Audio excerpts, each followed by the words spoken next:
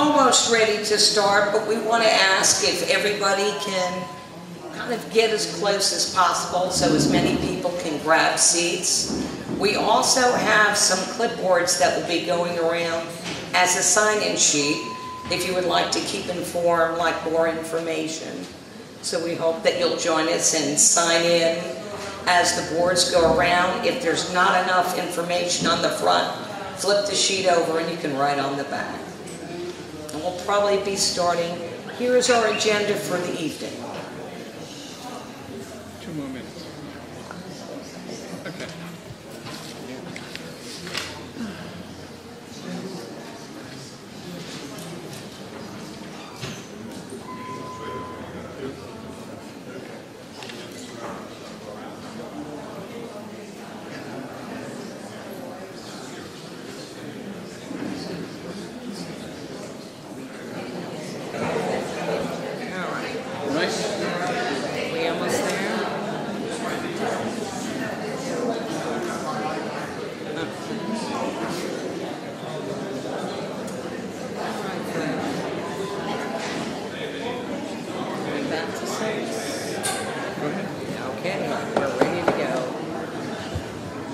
Ladies and gentlemen, welcome.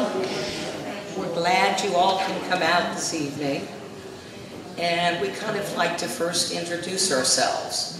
We are your neighbors. We are your concerned neighbors who are concerned and have... Better? Terry? Okay. We've had concerns about the village center as proposed. We are hoping that we can have a win-win-win situation. A win for the developer, a win for the residents, and a win for the city of Frederick. Our concerns, we have tried some dialogue, have not been addressed, and we hope that you're going to share our concerns, and we want to share with you tonight some of them as well as some of the process which is going on. Some of the key events that have happened today. We had in June, the new town center, or village center as it's now called, was presented to the community by Ed Worman. He had also submitted a sketch plan to the city of Frederick for some initial comments, which the city gave back to Ed in July 11th. On July 15th, a letter was sent to the city from the concerned residents, signed by 86 of the residents. On August 10th, the preliminary/final plans were submitted to the planning department with responses to the sketch plans. On August 24th, a group of us met with Ed Worman to discuss some of the concerns as well as to gather his thoughts on the plan. And on September 1st, we sat down as residents of the 86 or so people who had joined us at that point and wrote up our concerns to Ed, as well as gave some points for discussion and alternatives to see how we can make this plan work for everybody. One of our concerns, a lot of us moved here, this is like a jewel of Frederick, this community. It is a beautiful community. We moved here for its harmony, its beauty, its safety, and many other reasons. Depending when you moved in, I'm going to say we thought it would be a quaint, the village center would be a quaint little town with shops. Then it turned into a regional center. And now we're looking at an aging in place. This has changed, and the concept has changed over time as the market has changed over time. But what we're faced with, what the plan was submitted, is actually an apartment complex with 171 residents. There is no over 55 restriction. And to tell you in all fairness, the over 55 would have been hard for loan terms for the builder to get. So this is a multi-generational plan. There is no age restriction. This is not a continuing care unit, as I've heard bantered around. It is an apartment complex, and that's how the city is looking at it. Now, with the plans, there are a lot of proposed modifications to the code. We are under the 1986 code, which is 25 years old. And the developer with this plan is asking to abandon a portion of Merchant Street, move approximately 49 residents over to the village center, asking for parking setbacks of 4, 6, and 8 feet, depending on the location, is asking for on-street parking allowed on both sides of all streets of the village center and along the collector street, which is Waterside is the only collector street, and within 700 feet of the village center. So what that parking does roughly go to is Waterside from Mill Pond all the way up Waterside roughly to the end of where it meets Waterside development, as well as Mill Pond all the way down Mill Pond roughly to the stop sign. That's roughly 700 feet. Also allowing access to drive separations. Now when you're dealing with a code from 1986, this is a 25-year-old code, and it comes into play as we go along, especially in terms of parking, which we'll get to later. One of the concerns is Merchant Street. Merchant Street would no longer be a through street. As you know, it goes from Mill Pond, all the way up to Bear Den. This is going to be the main entrance for the apartment building, the large complex, which would roughly have 110 residences plus commercial space. Merchant Street, 5 Shillings, and Bear Den are not designed for this type of volume. They are local streets. The fire department, Steve Crone, has expressed major concerns about the safety because a fire engine cannot turn. The developer has said that he can turn on the private property. Steve Crone has written, no way. It can't turn on private property. If for some reason there's a snowstorm or ice and that is not cleared, the city is liable for that, not the developer. We pay for the city's services as residents of the city, and if fire, ambulance, police, trash, other services are blocked, that leaves a major liability issue with the city of Frederick, especially in the area of resident safety. Traffic is also a problem, and we'll get more into that. We have a concern about height of the building. The buildings, according to the proposed plan, can be as high as 60 feet. Portions of the main building and the bulk of the main building, and it's not the entire main building, can be 4 stories, roughly 60 feet.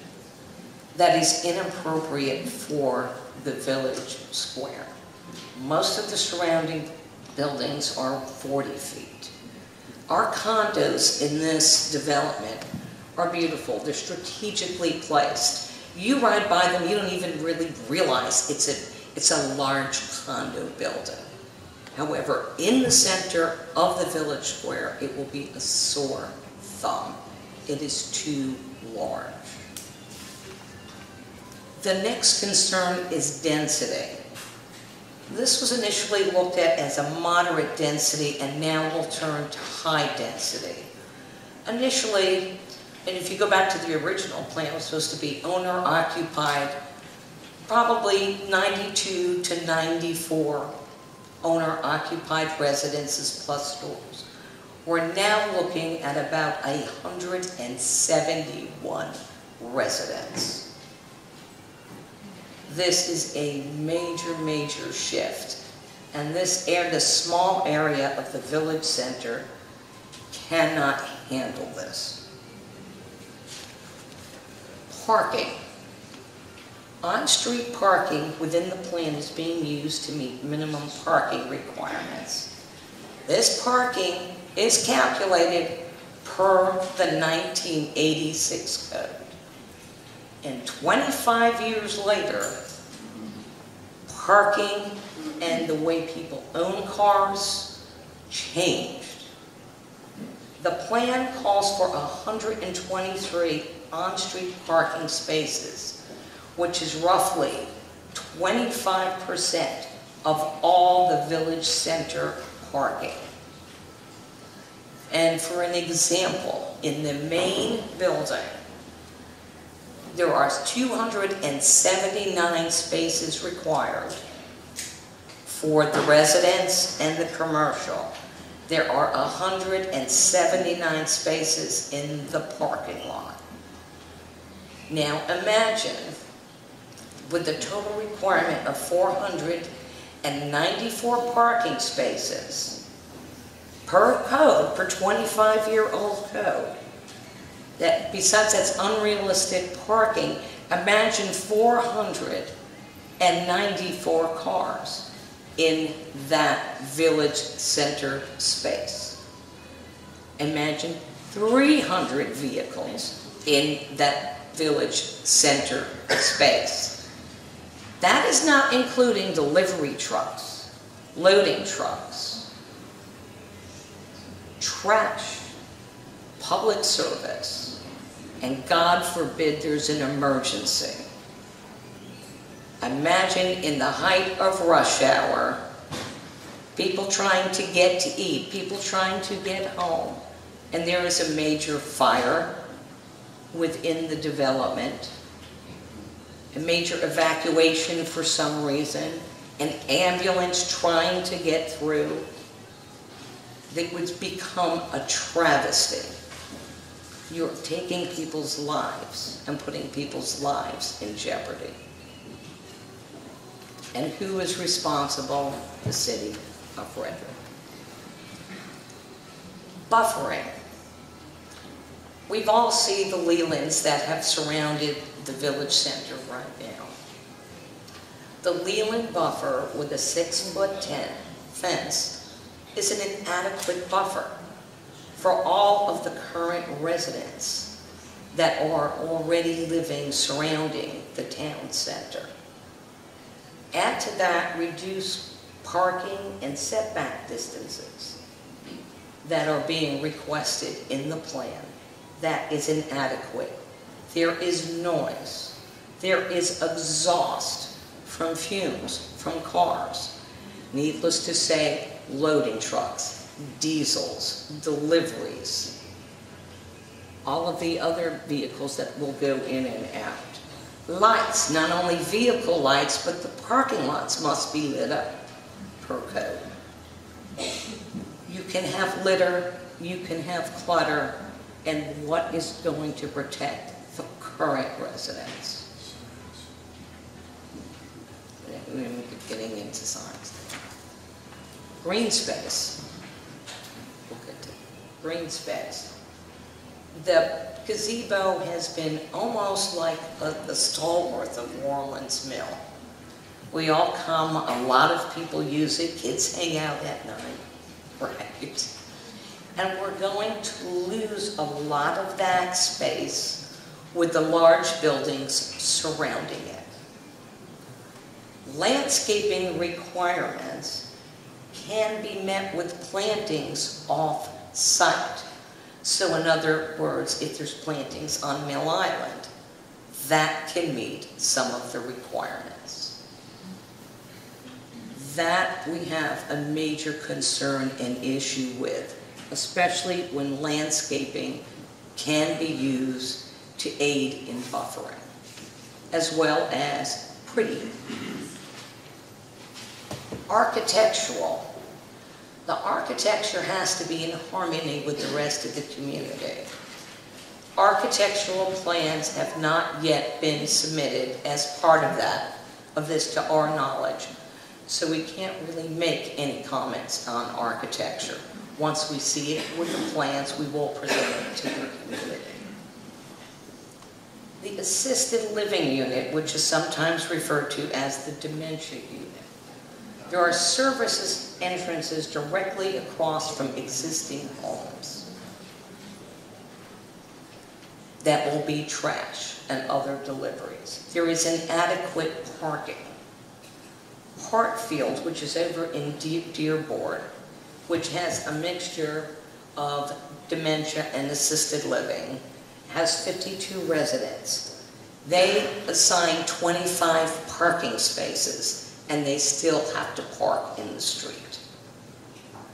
This unit, as proposed, is 36 resident units and 14 parking spaces.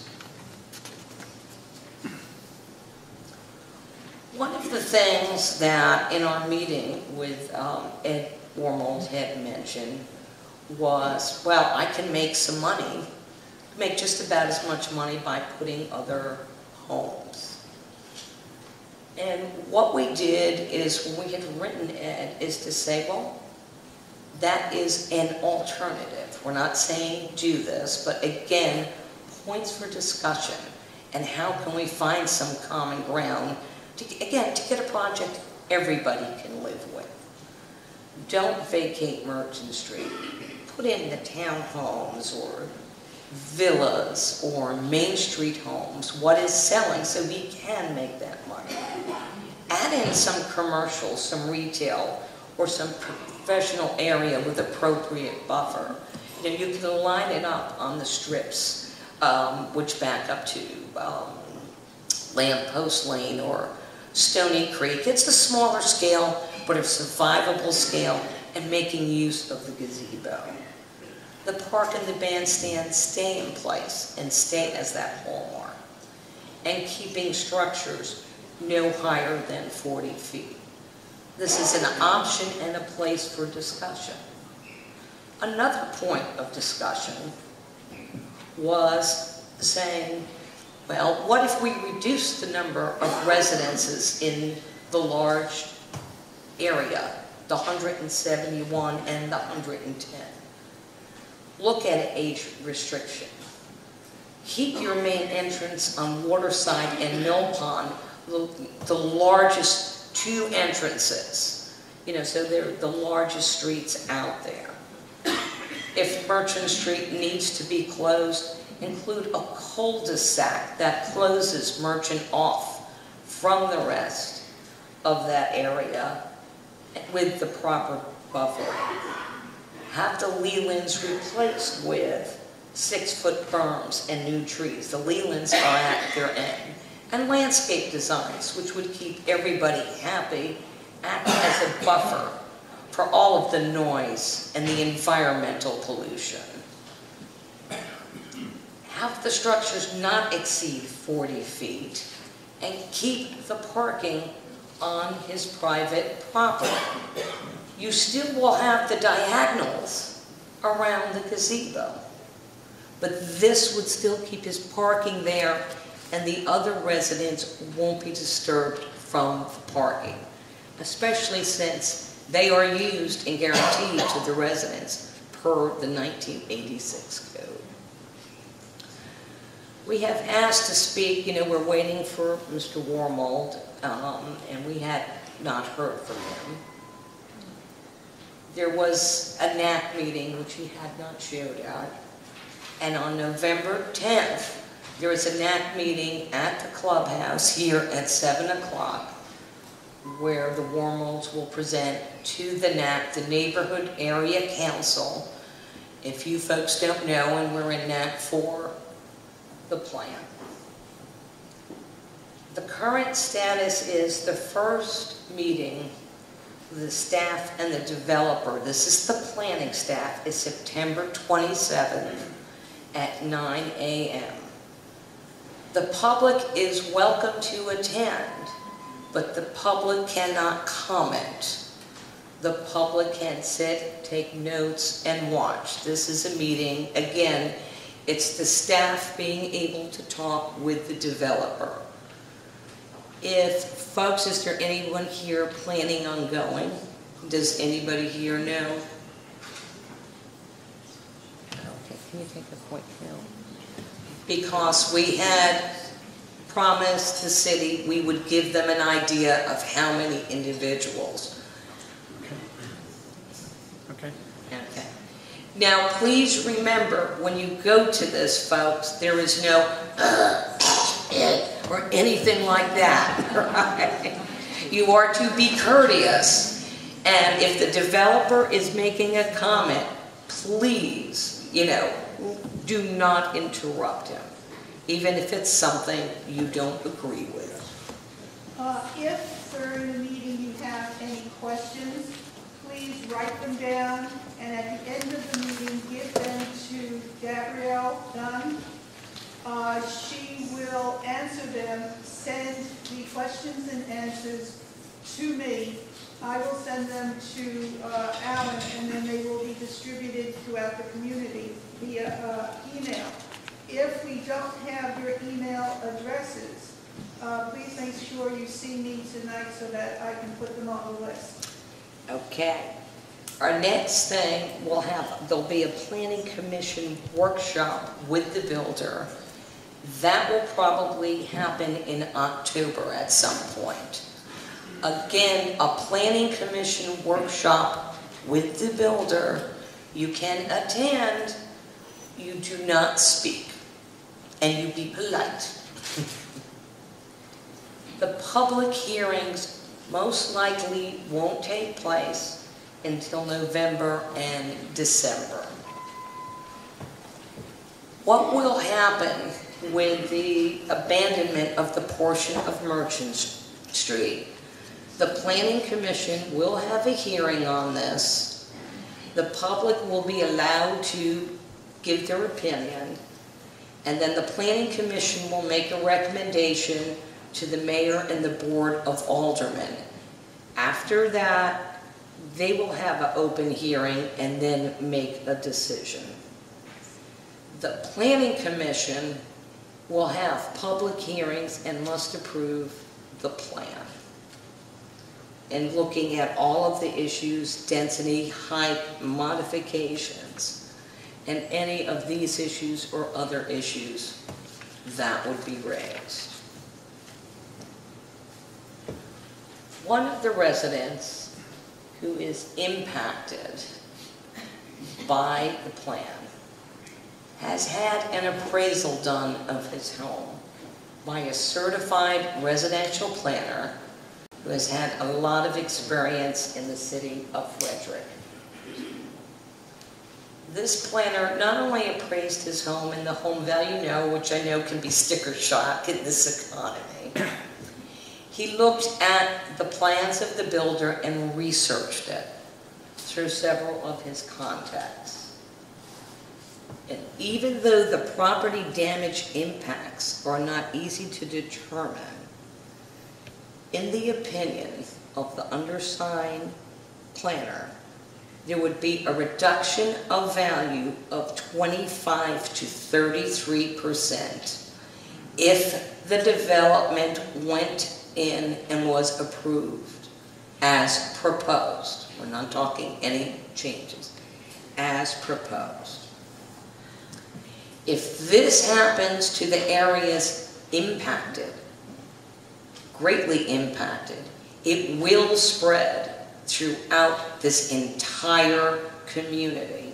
Nobody, Mill Island is not safe. If you think just you're across, your values will go down. This entire community is going to go down. It is going to follow the history of Frederick. Carrollton development, nice single-family homes. Apartments were put in, the development went downhill. Hillcrest. We've all seen what's happened to Hillcrest and Key Parkway. Amber Meadows, which now contains the name Amber Ghettos. This can easily happen to WormansMill, and none of us want to see that happen. There are safety issues, serious safety issues, serious value issues in terms of property, in terms of all of our investments. We're all in this together. We're all neighbors. And this can be worked out, and it can be turned into a win-win situation. The city loses too, the city of Frederick. Their budget goes down pretty hard if WormansMill loses more value. Safety creates major liability issues. And it can be changed, and it can be worked out so the residents win, the city wins, and the developer wins. But in order to do that, you need to keep informed. You need to let your voices be heard. You need to write in your own words. We will not put words in your mouth. But you need to write all the city officials, the city planners, the city planning commission, the aldermen, everyone. If you do not have access to a website where we have these listed, we do have the information here with the addresses and contact names. We have a petition that some of our folks will be sending around, passing around on clipboards tonight, asking the city, the planning commission, the staff of the city in the planning to say no to the proposed, this development as proposed. Find another solution for everybody. If you have information for us or ways to contact us, the last one. That is our website, tcainfo.org, and here are contacts for myself, Chris, who I'm going to introduce real quick. You can introduce yourself. Thank you. I'm Chris Izzo. I live at 5 Shillings Road, and I'm a retired city planner. I was a planner for 30 years. Okay, Bob Logan, can you stand up? Here. Okay. That's Bob over there, and so he can be reached. Some of the other folks, Katie, all the way in the back, and you're going to see some of the other people, Buddy, Gloria, that will be going around and see other folks who are here. We're now going to open this up for questions and what we would really like to know to some of your other concerns. May I use that mic? You can use this mic, and Buddy's got the mic right behind you. Is it on? Yeah. Good evening, Mr. Worman. I'd like to, if I'm permitted to, read a letter that I wrote to Mr. Worman back in It's May questions. We're looking for questions. We're not speeches tonight. It's questions and I don't concerns. have to make a speech. I'd like to reinforce what you said tonight. Can I just say something? I don't want this to be an attack on Mr. Mr. Worman. Worman, this is not meant, yes. Or a Right, debate. okay, that's right, yeah. First of all, I'm a licensed architect. Okay. I've worked with the largest development firm in the world the last 15 years of my life, okay? I still retain my license in this state and every state in the country, including Washington, D.C. And this is not an attack on Mr. Worman. I kind of commiserate with him in many ways because he's a developer and he has to realize a profit on his property. He may call it a loss if he only makes $1 million in lieu of $2 million. And I reinforce what you say, and I am in favor of just about everything you said. But if I'm not permitted to read this, the reason why I wanted to read this is that it was sent to Mr. Worman, never got a reply, and to Phyllis Stickles, who was our mill monitor secretary. Can we post that on the website, on our website? I asked her to post it, Well, and can we post this on our website? you can do what you wish. Thank you. Can you summarize, Rather than read the whole thing, can you summarize it in any, is it easy to It's summarize? like asking a city planner to summarize a decision. I'll do my best. Okay? Do your best. Essentially, what I said to Mr. Worman was that his dad's idea was wonderful when we came to visit our daughter here 25 years ago. There was nothing here except 7th Street. That was an idea that passed. We are now a bullseye. Look at what's going on around us, including what is to come at Monocacy and 15. Essentially, what I asked Mr. Worman to do is kindly develop his property across Monocacy Boulevard, either put in townhomes. I did say one thing that you might not favor. I said it might be good if you could put in some high-rise buildings with green areas on the roof where the residents could sit under trees, blah, blah, blah, keep the roofs low. The roofs in these developments here that we have high-rise take up about 15 feet at least. If you put a flat roof and made it into some place that the residents could enjoy, that would bring the height down and provide parking below. I also mentioned in this letter that at the time there was 1.7 parking spots per apartment. And the apartments were 3- and 4-story walk-ups above the retail. Now, we all know that the rent on those apartments would be very expensive. So who's going to live in those apartments? Youngsters. Surely not guys my age going to walk up 4 stories. I did walk up his buildings that are for sale across the way. Now, that would probably work. You'd have 3 or 4 kids getting an apartment, and they would all have to have a car because the money they can earn in Frederick would never pay for that apartment. They have to go down the road to 270. I also included in here everything you said about vermin, trash, dumpsters, the light, the effect of the light around, and the parking. And I also understand that he has to finish up here. There is no park here like down over the bridge and down in the bottom. There is none. There are a few pocket parks. I happen to live off of one. But there is no park here except the gazebo. Right, and you also have the floodplain, which will be trails behind here. Yeah, that's a Which will be I know it's a floodplain. It's not really. And there is no park Right. up front So that's except my the summary. gazebo. Thank you. Thank you. Thank you. Thank you. Would you think her Absolutely. I'll just answer you Yeah. tonight. Did you want to say anything, Scott? I don't have any statistics with me this evening, but essentially what it comes down to is all of the dynamics of any neighborhood can change from this. So the reality is, if this is something that you don't want, then it's something you need to be involved in. The reality is, if things are not being put in the order that you would want them to be put into, like you're saying, get involved, okay?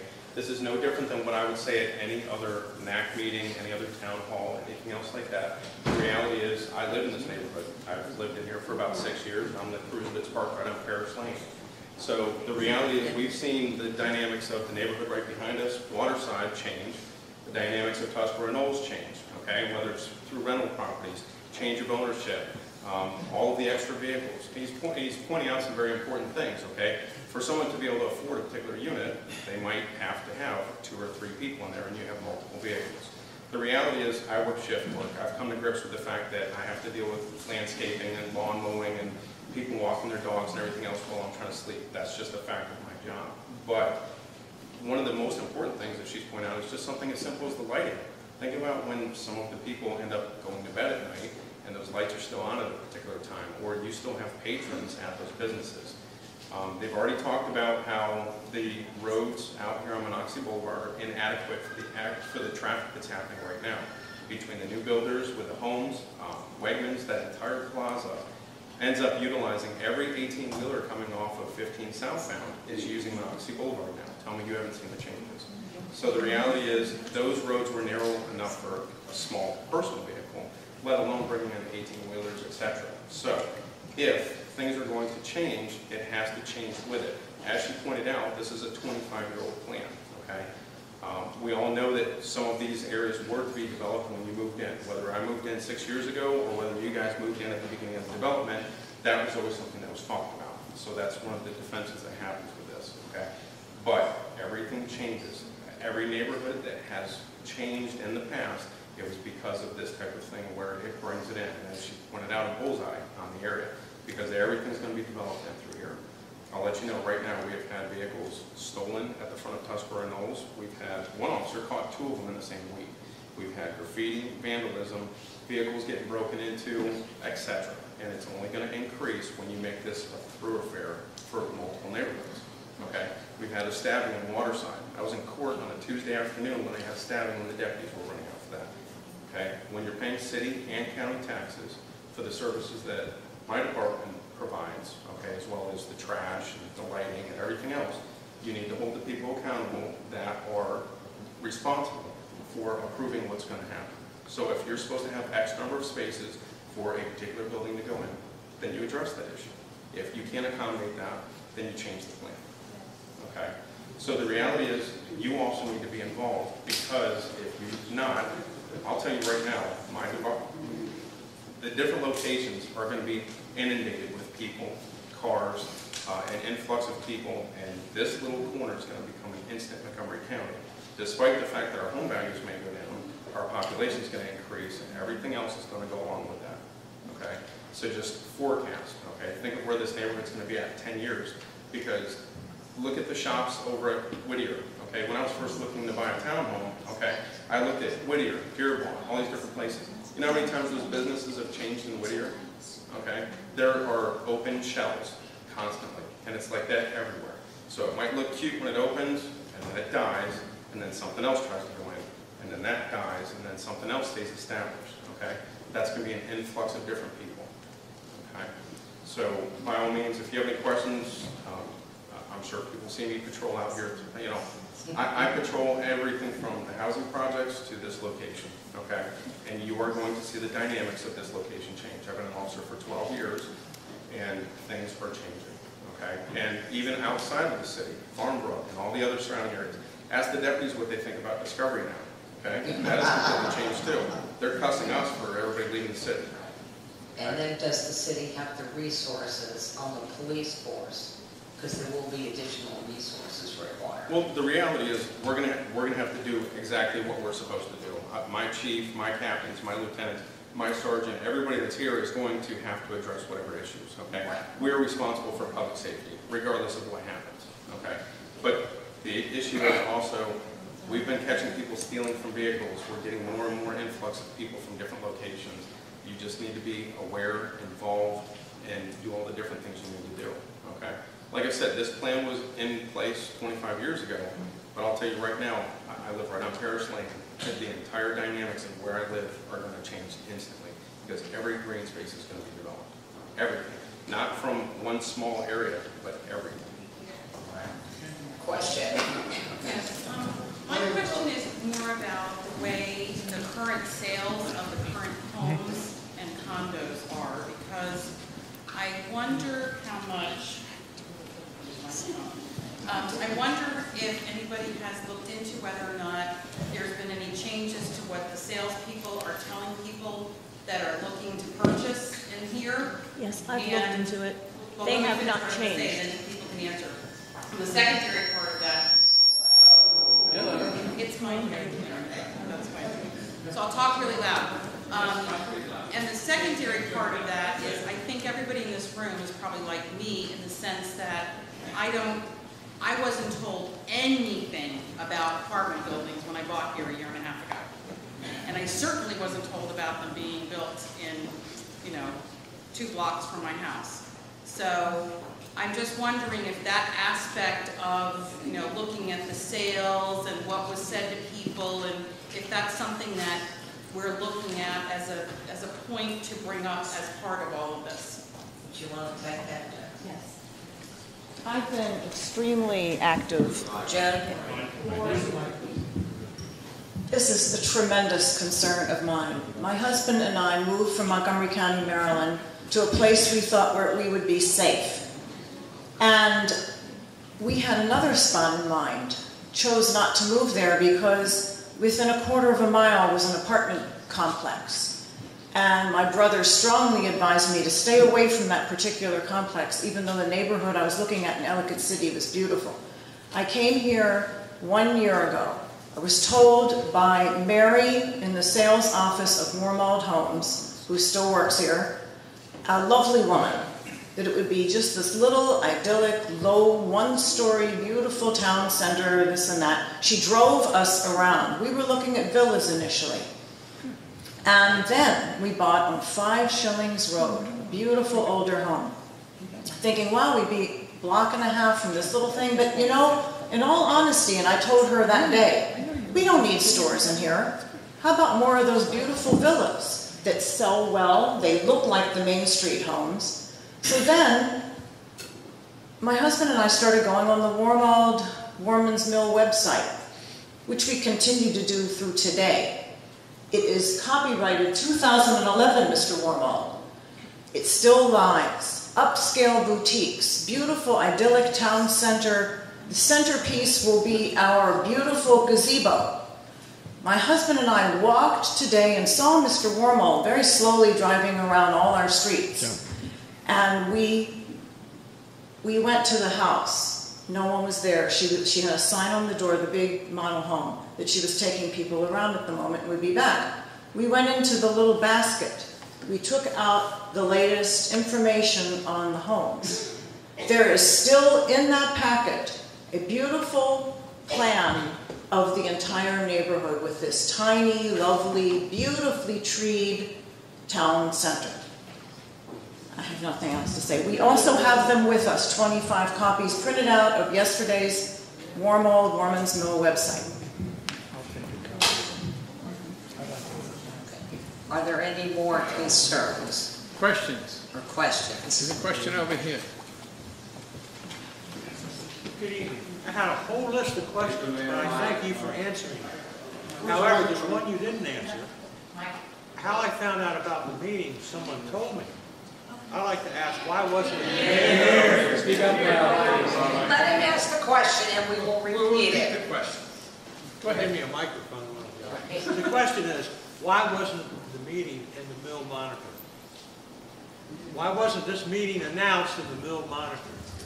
The Mill Monitor has about a 2-month schedule ahead of time.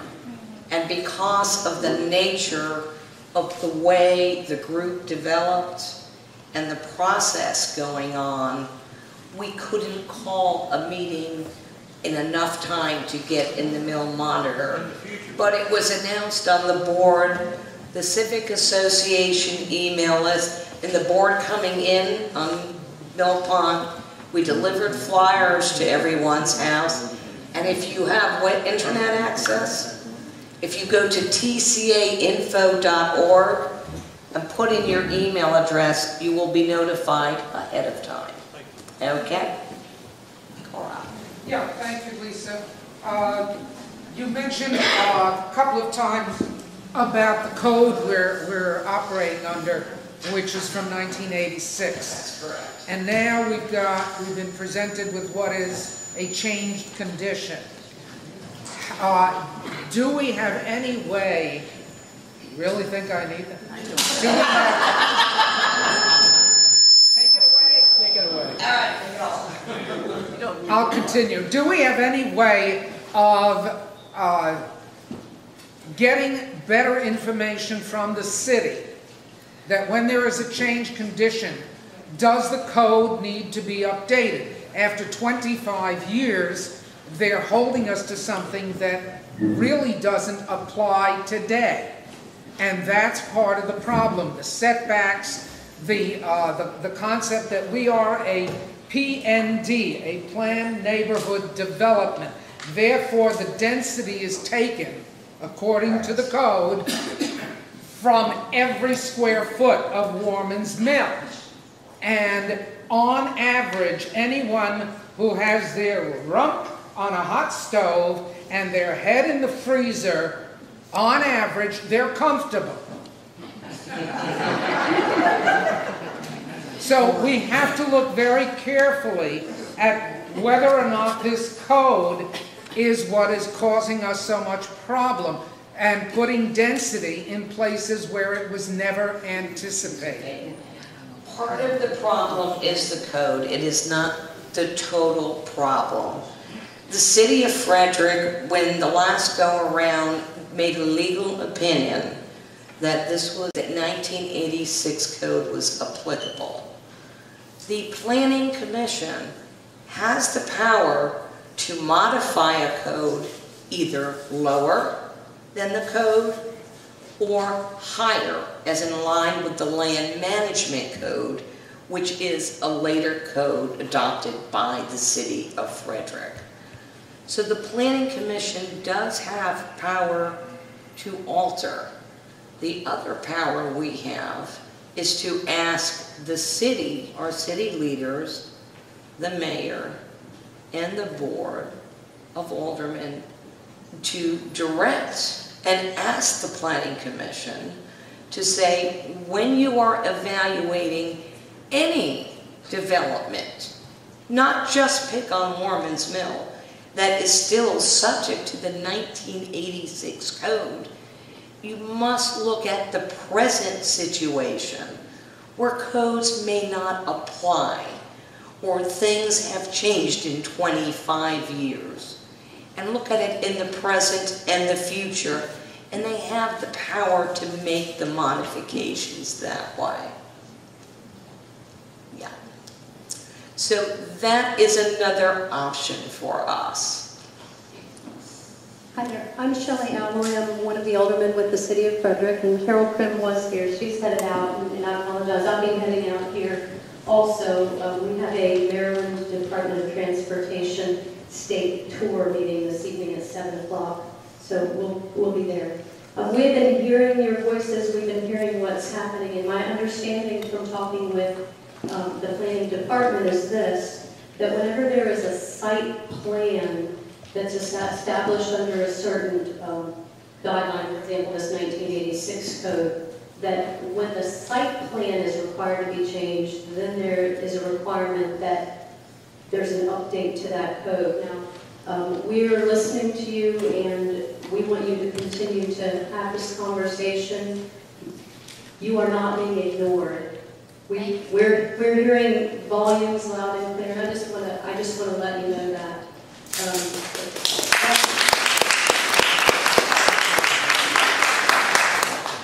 That said, we are also required to abide by the laws of the City of Frederick as they exist. Now, we do have power to change those, and we'll be participating in this conversation, and we'll make it a point to be at the meeting on the 27th also. Okay. So thank you very much. Thank you. Thank you.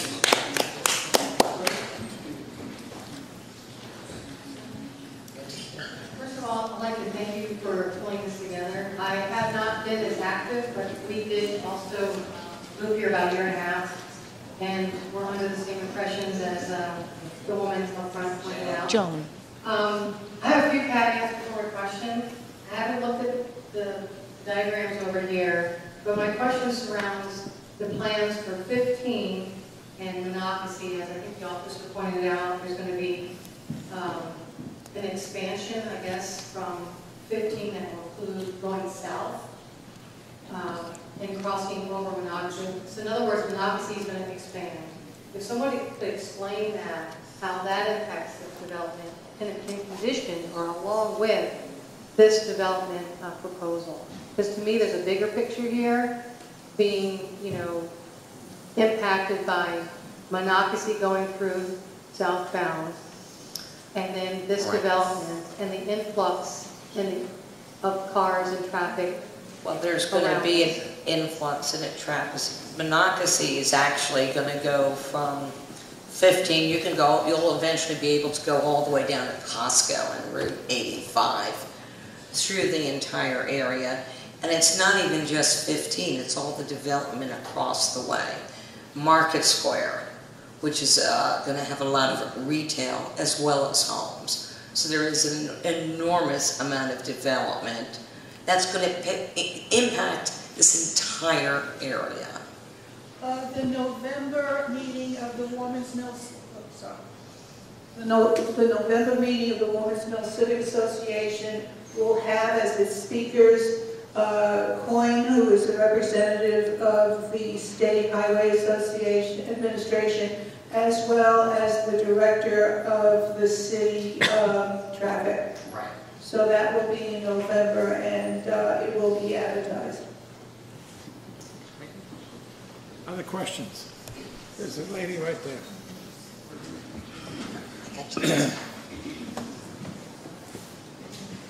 This really is no question. It's just kind of going back on what several residents, our neighbors, have said. I too have moved here this a year ago in May. Moved from Colorado, originally from Pennsylvania, and like the officer said, my sister taught here in the school system 25 years ago. I came from Pennsylvania to Frederick, loved it. I mean, it was nothing but farmland. Nowadays, you look at the shops, the restaurants, everything that is here. This city has grown. And one of the reasons I did buy WormansMill, and when I told people I bought here, they're like, oh, that is such a beautiful community. You're so blessed. And to hear this, yes, when I reviewed the bylaws before we purchased, we knew that there was going to be something there, but I didn't anticipate, I'm one of the residents that live on Lamppost Lane, that I'm going to have one of these backed up to me. I would expect to have a 4-story building looking at me at my window as I'm, getting undressed. But I too have not been involved, and I certainly, this is something that I would like to do. I thank you for putting this together. Like you said, I hope that there can be a happy medium between both parties and do what's right for the community, whether it's, like the woman said there, to put in more villas, more townhomes, but keep this community what it was meant to be. Carol. Carol, you had a question? I don't need the mic. I'd like to know, since our original presentation in June, how many times the plans have changed. Do you know, Lisa? It has been changed once. There's been some minor changes from June. The signs were lowered. They were initially 20 feet. They're now 15 feet. And there's just been some minor. We do have, the bulk of that plan is the same. And we do have a copy if you folks and anybody wants to look at the submitted plans. We have them here. But when this was presented to us in June, it wasn't presented as rental units. Am I correct? Yes, it was. Well, it was Apartment units is rentals. More than 55 and over. That was what we all walked. That is correct. It was the marketing. The marketing. Okay. It was the marketing. Now I have no doubt that it isn't going to be marketed towards that crowd. But what the city is looking at, what the plans say, there is nothing in here that says it has to be, it's going to be multi-generational. You have to separate marketing from reality. And what is on the plans. You have to look at today and tomorrow. Marketing changes. And any good businessman, which the Wormals are, will change their marketing as it's needed. Question right here. Yeah, correct me if I'm wrong, but maybe Ed can answer this real quick, but you have HUD financing for this, don't you, Ed? Excuse me? No HUD financing? Sorry, can't ask. Okay. Well, if there's HUD financing involved, by law, there has to be multi-generational access and all economic. Actually, within the HUD financing, as Ed has explained, okay, they can put an age requirement, however, the terms are not favorable. They must come up with much more equity, and a lot of the other terms of the loan is not favorable. And before everybody freaks out about HUD financing, it is a guarantee, just like some of the folks here may have FHA loans. It's part of FHA. This is because there's a HUD guarantee. Does not mean it's going to be Section 8, so get that out of your heads now. That has nothing to do with it. So there's nothing to do with it. There is no income. requirements, there's no low-income requirements, and for those of you who are familiar with the city of Frederick, this does not fall under the moderate income law that was passed in 2009. So do not start fretting about those. Let's squash those rumors right now. Also, we want you to take a look at these plans. Some parts of the building are 4 stories. Some of these buildings are 3 stories. We've heard people going around saying, all of these are going to be, 4 stories. There's going to be 5 4-story buildings. Please look at the plans and you'll see what it is designed at, what each of the different buildings are. There's a question over there. Yeah. Do you have a question, sir? Okay. Anything else? Lisa, if there are no more questions, can we hear from the board? No. No. They're not going to speak? No. I do have one more question. However, Wait a minute, is Chris going to speak? Chris, do you have anything to say? Go ahead. What was I going to say? No, just to clear up the thing. This is our meeting. It's our meeting here. It's not a debate. It's just for us to present our opinion. And that's all we're here to do tonight. We're not here to hear from anyone else, or, as I said, to get into a debate with anybody. As far as the plan is concerned, my biggest concern is the height of the buildings. I don't think it fits in this community from a planning standpoint. And I'm very concerned with this situation on Merchant Street. I worked for a long time as a private consultant, as a transportation planner, and I've never seen anything like this before, ever. I think it should be a public turnaround that can accommodate a fire truck, not private. Parking. What's your feeling as a city planner, i.e. the parking and the density versus the parking? I don't like the density. I think the density, you're taking a density and you're doubling it essentially. You're going from 94 to 170, which is almost doubling. There's not enough parking. There's really not enough parking for that.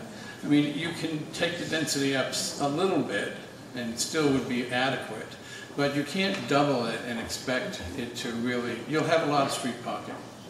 And for some of us who live close by, you can expect that you'll get some street parking on the street. And it's not illegal to park on my street. Anybody can park on it. It's just public street. So parking is an issue. And I'm not that familiar with the 1986 code yet, but, okay. But I'm sure that they didn't have the parking requirements in 1986 that we have today. So if we're sort of stuck working with this really old code, which I can't criticize anybody. They're doing what they were told to do by the city. And they were told to follow the code, so that's what they have to do. But it's probably not very realistic. I have a question. Go ahead, you can answer. How do you feel about, and in your experience, about a developer not only changing the plans that all of us thought we were going to move in and live with, but presenting plans such as this that you want people to look at, that is just flat lines with very little space between houses and buildings, very little space for green space, with no photographs, no renditions, no nothing of any architectural style, any landscaping, nothing being presented to us before all this was submitted to the city? I'll answer the second question, which is a little easier than I'll do the first question. That's what he's required to do. I've seen plans like this, and you have too. The two of us have seen thousands of them. That's what they look like. And unless you're a professional, they're hard for the general public to understand.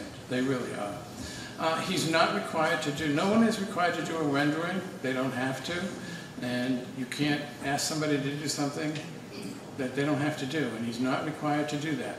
That might not seem very fair, but those are the requirements. But we're both very familiar with looking at them.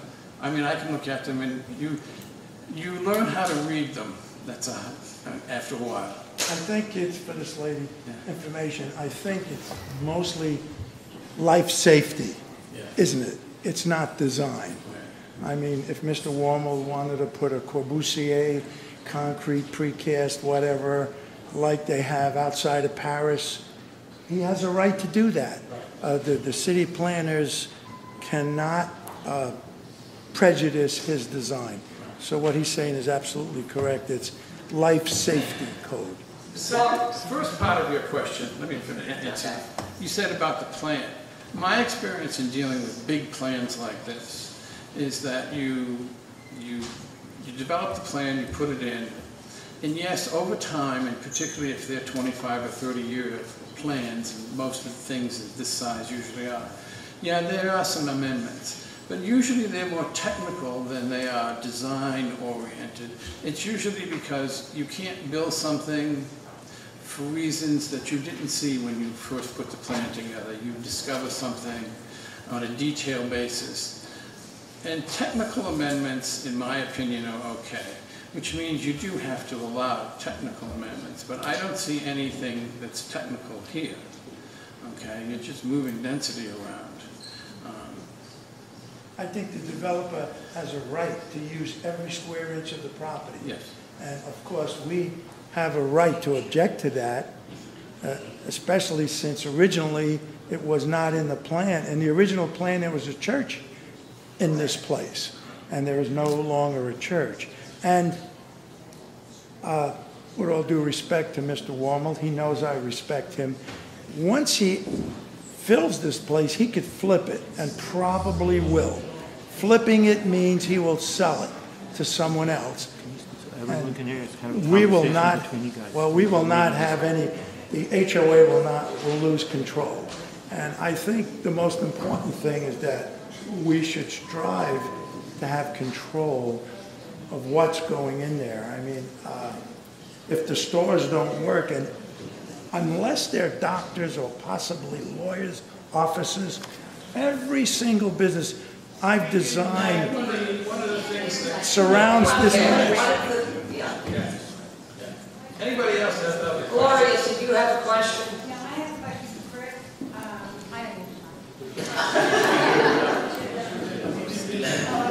My question may be redundant. I live on Merchant Street, and Merchant Street has become the driveway for this 171-unit building. The street ends in a turnaround, okay, at the building. The fire department, Steve Crum, the chief engineer of safety, has said you cannot do that. That jeopardizes the people on Merchant Street. You cannot have a public turnaround on a private property. I want to know how safety is overruled by a developer. That's what I want to know now, with all due respect.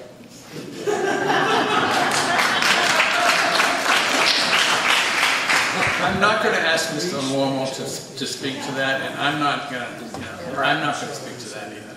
Okay. If we have no Anything more else? questions, More okay. questions? Go ahead. Okay, I'm thinking about the portrayal of this village center, and my question is, we were told last week in another conversation, there's a plan for commercial area in Mill Island area, and I guess somewhere the power lines are. Just wanted to know how true that was, and what is the master plan for that area? Because like that was this past weekend at an open house that we were told that, so, and that was by a normal salesperson. So just like to get some clarification around that. Maybe this is not a meeting, but it kind of goes to the point of what's being presented, what's being told.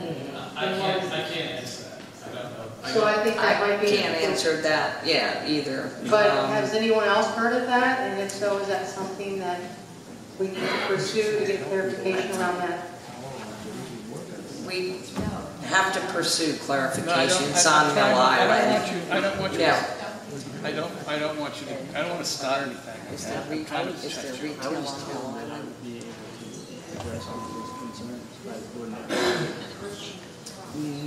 I don't want to get this into a debate. We will find out for you and get back to you. As far as I'm aware of, I don't know of any plans in for Mill Island. We're not doing that. You can talk to the lady. Right, we have to look into that. We really are not sure, okay? We do know what the plans here. Anybody is more than happy to come look at these plans. We have them up here. And we want to thank you for coming. Feel free, remember to sign in and sign the petition. Can I ask one more thing? Or can you tell people they will be using, the department will be using our facility, our clubhouse, and our pool? I can't hear you. I'm glad to talk to anybody if you want to hear the... Yes, they will.